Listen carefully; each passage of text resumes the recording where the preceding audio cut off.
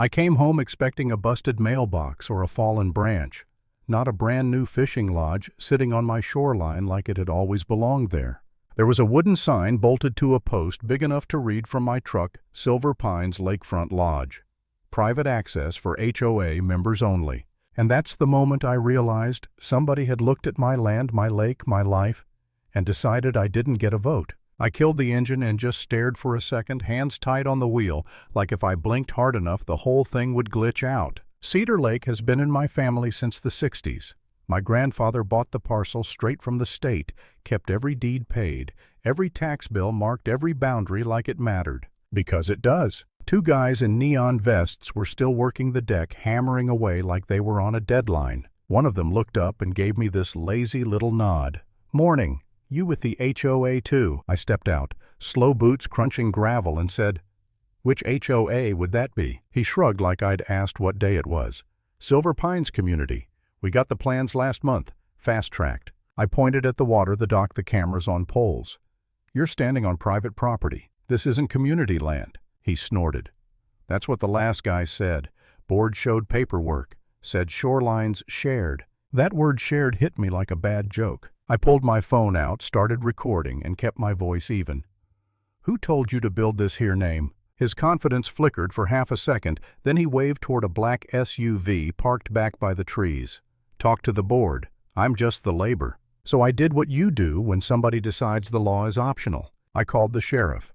Then I called my attorney, Mark Reynolds, and told him I need you today. Deputy Aaron Hughes rolled up about 30 minutes later, took one look at the lodge, and let out this low whistle. "Was this here last month?" he asked. "Nope," I said, and handed him the most recent survey I kept in my glove box, along with the deed printout I'd already pulled up on my phone. "And nobody has permission to build anything on my parcel." He studied the lines, the coordinates, the overlays, like he actually cared. Then he looked at the workers. "You got permits? Anything official?" The workers suddenly found their shoes fascinating. I got their statements on video, who hired them, who paid what they were told. And while Deputy Hughes was writing up trespass notes, I walked the property line like I was escorting strangers out of my own house. The next morning I was out there early with coffee and a headache waiting for the other shoe to drop. That's when the white sedan rolled in, clean, expensive, the kind of car that never sees mud unless it's driving past it. Linda Barrett stepped out wearing sunglasses that probably cost more than my monthly mortgage, clutching a clipboard like it was a badge. Two HOA board members hovered behind her, stiff and silent like background actors who'd forgotten their lines. Linda smiled at me like I was a customer complaining about a return. "Mr. Carter, we're here to clear up some confusion." I didn't let her get comfortable. "There's no confusion. You built a lodge on my property." Her smile stayed, but her eyes sharpened. "Silver Pines has historically used the lake. It's community recreation. Families, kids. It's been that way for years." "Yeah," I said, "and people speed through stop signs for years too. That doesn't make it legal." She flipped her clipboard around and tapped a color map. "Our maps show this as green space, shared access." "My maps are county maps," I told her. "Your map looks like something printed at a copy shop." That's when my buddy Tyler Grant showed up, survey gear in the truck bed, drone case in hand, zero patience in his face. Tyler's one of those guys who loves a boundary dispute the way normal people love football. He pulled up a satellite overlay on his tablet, zoomed in, and held it out like a verdict. "Here's the official boundary," he said, then slid his finger to the lodge. "And here's your green space 31 feet inside Jake's parcel. Every inch of that build is on his land." One of Linda's board members went pale and muttered, "Oh, damn." Linda blinked like the device had insulted her. "That can't be right." Tyler didn't even look at her. "It's right." Linda's tone changed harder, colder.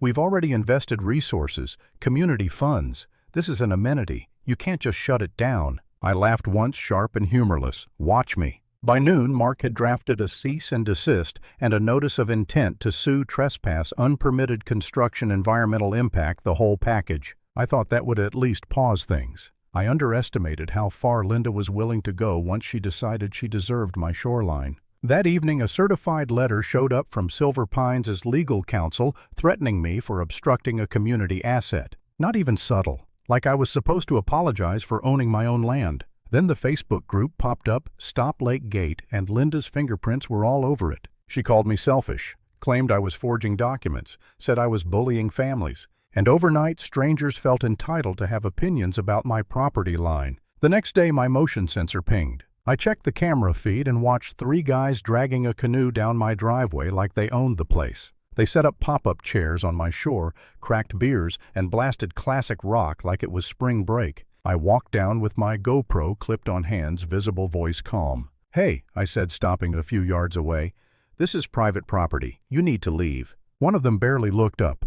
"Karen, Linda said this was HOA Greenbelt being reclaimed." The third guy, already loud and sloppy, stood up and puffed his chest. "You threatening us, man. You don't own nature." He stepped closer and poked my chest with one finger like he was trying to start something for his buddies. I took one step back and said, "You're being recorded. Leave now." He grabbed my wrist. I didn't swing, didn't do anything dramatic. I just twisted free, shoved him off balance, and he went down in the dirt on his own momentum. Not heroic, not cinematic, just me refusing to get manhandled on my own land. The other 2 went quiet real fast. "We didn't know," one of them said.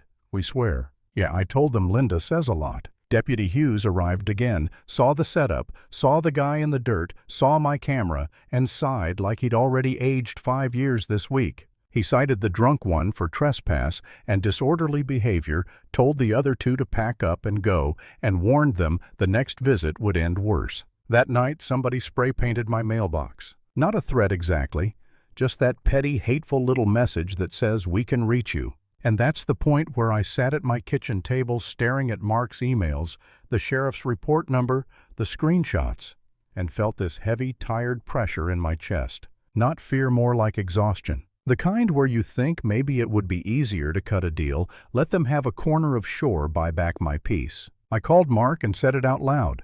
What if I just settle, give them limited access, put this behind me? There was a pause. Then he said, "Jake, the second you do that, she'll call it a win. And she'll come back for more." That wasn't some dramatic pep talk. It was just a fact. And it flipped a switch in me because he was right. The next day, a woman I'd never met knocked on my door right at dusk. She looked over her shoulder like she expected a camera crew. "I'm Emily Parker," she said quietly. "I live in Silver Pines. Not everyone supports Linda." Then she handed me a folder. Inside was an internal HOA memo timeline. Budget something labeled Phase 2, with plans for more docks, more lighting, public perception management. All without a vote. And the best part? A line about allocating funds outside community boundaries. I didn't smile. I didn't celebrate. I just felt the ground shift, because now it wasn't my word against hers, now it was her own paper. Mark moved fast. He filed for an emergency injunction, attached my videos, Tyler's survey overlays, Deputy Hughes' reports, Emily's memo. We also sent a complaint to County Environmental Services shoreline buffer violations, tree removal construction without permits. And we forwarded a package to the county auditor's office for suspected misuse of homeowners association funds. A few days later, 3 environmental inspectors showed up with clipboards and that blank government face that never promises anything. They walked the shore, measured the buffer, photographed the dock supports, checked the lodge utilities. One of them looked at me and said, "Whoever authorized this is in trouble." The hearing at Pine Ridge County Court hit fast. The room was packed. Silver Pines residents on one side, my binder on the other, Linda at the front trying to look untouchable. She kept adjusting her blazer like confidence was something you could straighten out with fabric. Mark laid it out clean. Deeds, survey, drone photos, trespass footage, the letter, threats, the Facebook posts calling for reclaiming access. Tyler testified calm as a weather report that the lodge sat fully on my parcel. Then Emily took the stand and confirmed the memo was real, that the board had been spending without proper approvals. Linda's face tightened like she was chewing glass. Then the county's environmental rep spoke. Violation of buffer ordinance, unauthorized structures, mandatory removal, significant fines. And when the auditor's investigator stood up and said, "We are opening an inquiry into potential financial misconduct and document fraud involving the HOA president," Linda's clipboard slipped from her hand and clacked onto the floor. Not a movie moment, just a real one, the kind you can't fake. The judge didn't drag it out. He ordered all access to my lake suspended, the lodge closed immediately, removal mandated, damages assessed, and Linda Barrett barred from any HOA leadership role pending further investigation. Linda tried to speak like she could out-talk a ruling, but the judge shut it down with one look. I walked out without saying a word to her. Behind me, I heard the quiet chaos of a board losing its grip in real time, whispers, shuffling feet. Somebody saying, "We're ruined." And right before the doors closed, I saw Linda standing there pale and frozen, finally realizing she couldn't manage her way out of a courtroom. Lesson learned. If someone tries to take what's yours, make them explain it under oath.